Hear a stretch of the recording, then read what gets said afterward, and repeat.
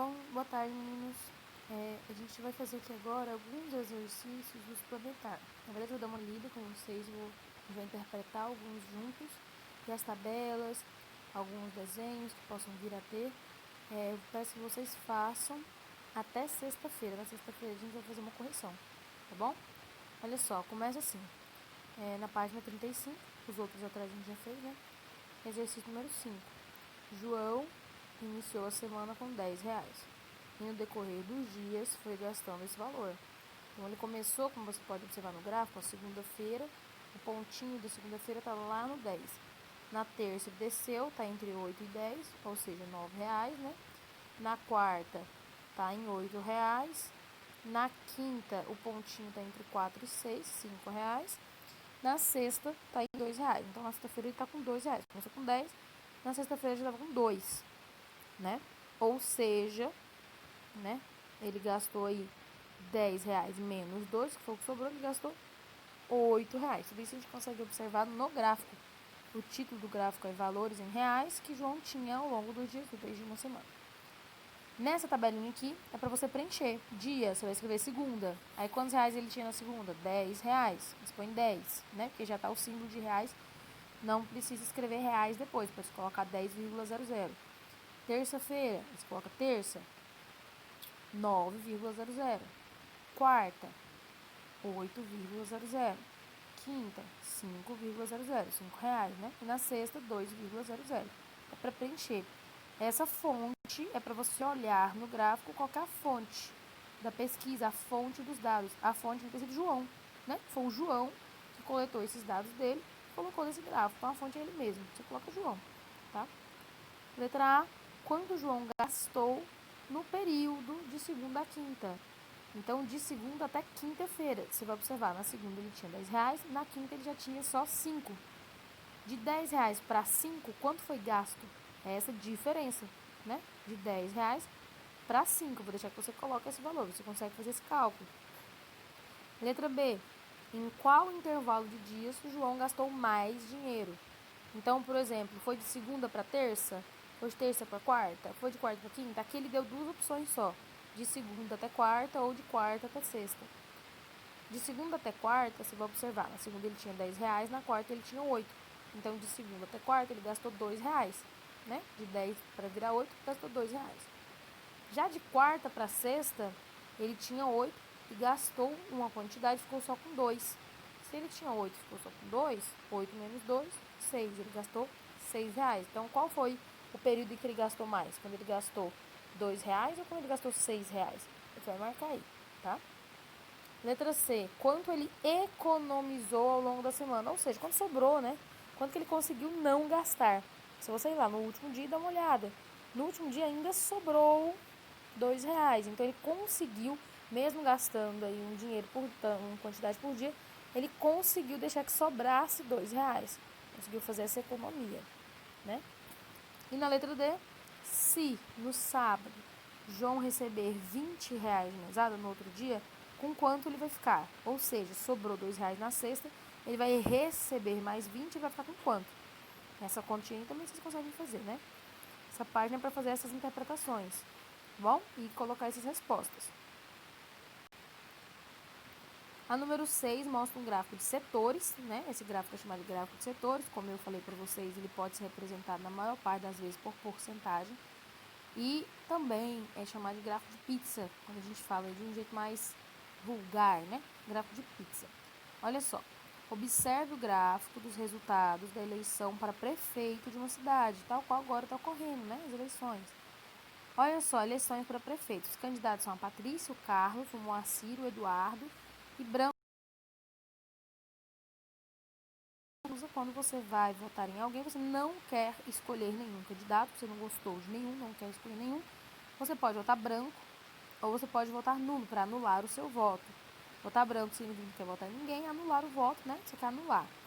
Então, 5% aí, ó, que são esses marronzinhos, são os que decidiram por brancos e nulos, que não quiseram votar em ninguém. Olhando para cá, dá para ver quem ganhou a eleição. Quem ganhou a eleição foi o que teve a maior porcentagem de votos, da corzinha aí que teve a maior porcentagem. também não vou falar, vocês conseguem colocar aí quem ganhou. É só observar nesse gráfico o maior pedaço, ou então olhar para o número, qual que tem a maior porcentagem, olhar para a cor, né, correspondente. Qual é o menor percentual de votos apresentados no gráfico? O menor percentual, tem algum lugar aí, ó, a menor barrinha, ela representa o quê?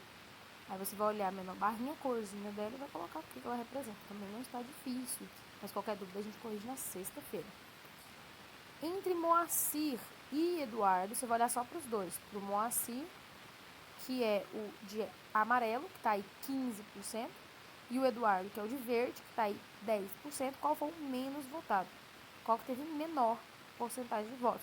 Muito fácil também, só olhar qual que é o que está com menor porcentagem dos dois. Eu não quero saber dos outros, eu quero saber só do Moacir e do Eduardo, tá? E aqui tem uma barrinha que você vai ter que fazer um cálculo para saber a porcentagem de votos de Carlos. O que acontece? Carlos é representado pelo vermelho. Não está aparecendo nenhuma porcentagem. Como que você vai descobrir qual é a porcentagem do Carlos? É o seguinte, o total do gráfico de setores sempre tem que ser 100%. Então, o Carlos vai ser o que falta para dar 100%. Já tem 45% da Patrícia, 5% dos brancos e nulos, 10% do Eduardo, 15% do Moacir. O que faltar para dar 100%, você vai fazer o cálculo, né? O primeiro tem que somar 45 mais 5 mais 10 mais 15.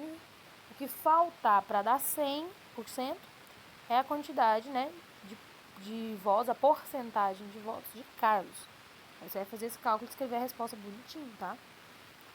E letra E, qual é o tipo de gráfico? Eu falei no começo aqui qual era o tipo de gráfico. Em que situação ele é utilizado? Também falei a situação em que ele é mais utilizado. Você vai relembrar aí o que eu acabei de falar e vai colocar aí qual é, viu? Esses exercícios que eu tô lendo você pode fazer até sexta. Na sexta a gente vai corrigir.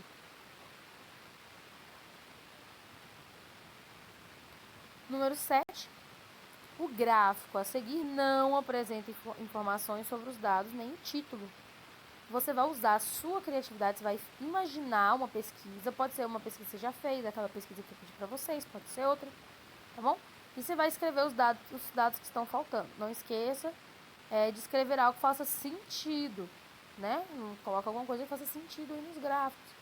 Por exemplo, você pode pensar nas eleições aqui de Iruaçu, né? Colocar o nome aí dos candidatos a prefeito, colocar aí 15%, aí você escreve o nome de algum candidato, 60%, o que é o que vai ganhar, né? Você pode achar outro candidato, 5% outro, 20% outro, mas não pode esquecer de colocar o título também. Não tem linha para o título, mas você vai escrever em cima, tá bom?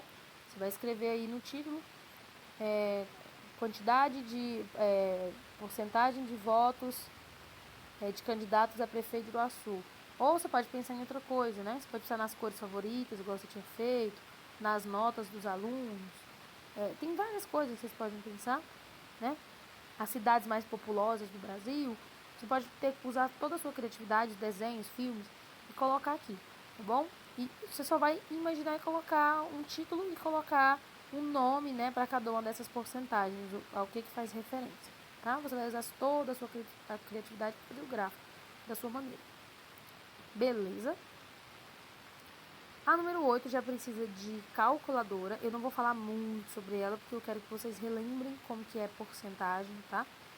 Isso aí a gente vai fazer em sala, bonitinho. Mas eu gostaria que vocês tentassem fazer também. É bom que a gente estuda também pro capítulo passado, tá? Que fala sobre porcentagem. Mas olha só o que ele diz. As turmas de quinto ano de uma escola fizeram uma pesquisa com 120 alunos. Então, o total é 120. Para saber onde cada um passou as férias no meio do ano. A partir dos dados coletados, os alunos construíram um gráfico para mostrar os resultados. Olha só, ele fez o gráfico aqui. 15% dos alunos não saíram da cidade. 15% de 120, né? 10% foram para fora do Brasil, olha só, Brasil. E 35% foram para o interior. A maior quantidade, que é 40%, foram para a praia. Esses valores, essas porcentagens, são a porcentagem do total, que é 120. Então, você vai ter que relembrar. Quem não relembra, dá uma pesquisada lá na sua apostila, tá? A porcentagem, como que calcula a porcentagem de um valor. Então, quanto é 40% de 120? Lembra que 40% é 40 sobre 100? e o D eu posso trocar por uma multiplicação, ou então eu posso fazer da segunda maneira, que é dividir pelo de baixo, multiplicar pelo de cima. Eu quero que vocês relembrem, volta lá na apostila, dá uma olhadinha, tá bom? E aí vocês vão fazer alguns cálculos. A letra A pede o mês e o ano da pesquisa. Isso está no cantinho lá embaixo, do lado aí onde é fonte, ó, turmas de quinto ano, julho de 2020.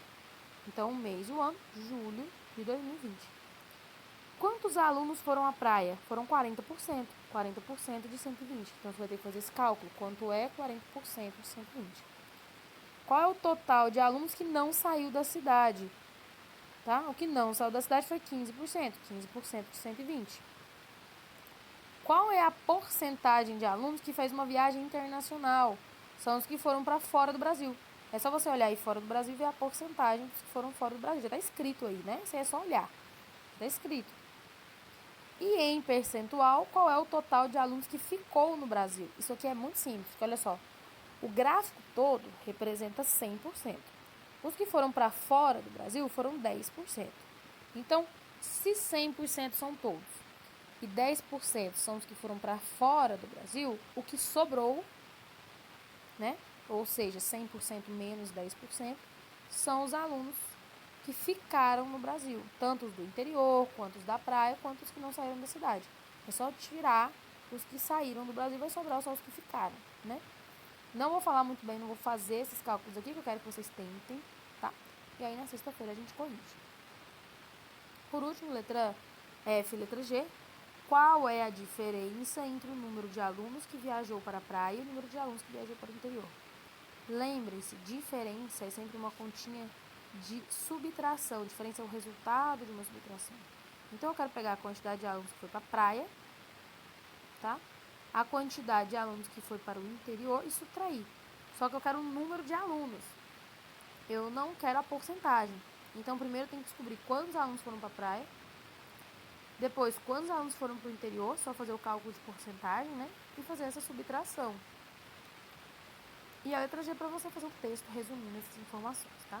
Você vai resumir o quê? Você vai resumir, esse gráfico se trata da viagem de férias dos alunos do quinto ano, onde tantos por cento não saiu da cidade, tantos por cento foi para fora do Brasil. Você vai fazer um resumo. O que mais aconteceu foram os alunos irem para a praia. Você vai fazer um resumo, tá? O desafio